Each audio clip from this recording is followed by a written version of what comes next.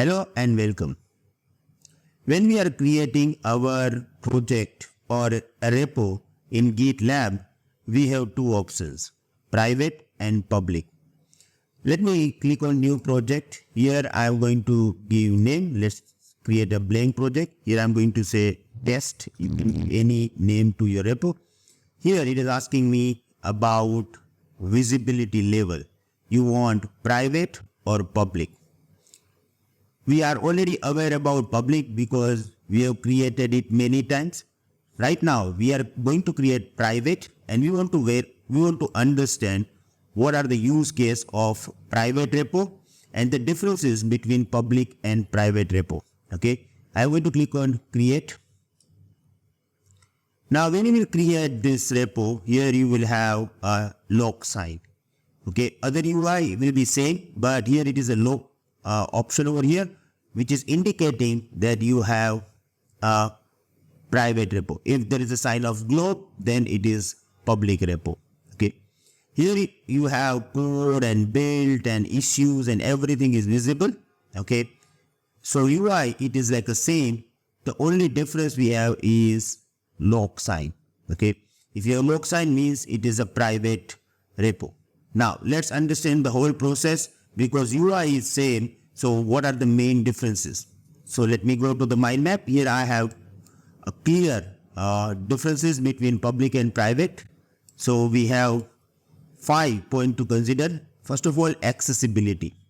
If we have public repo accessible to anyone, anybody can access your public repo even if they don't have account into the GitLab. Okay, so anybody can access your public repo.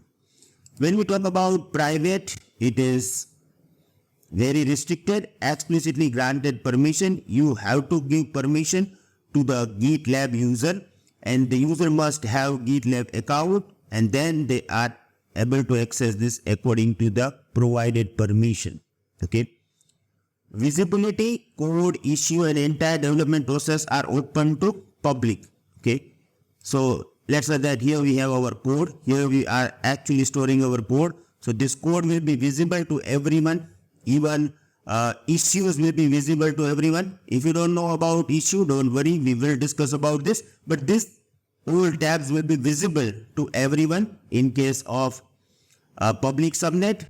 Here, code and project detail are hidden from the public.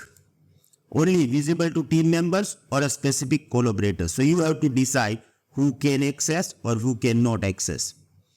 Collaboration facilitates open source collaboration, allow anyone to contribute. Here only team member or your organization people can access this. Okay, so you can provide permission to the individual and he or she is going to access this.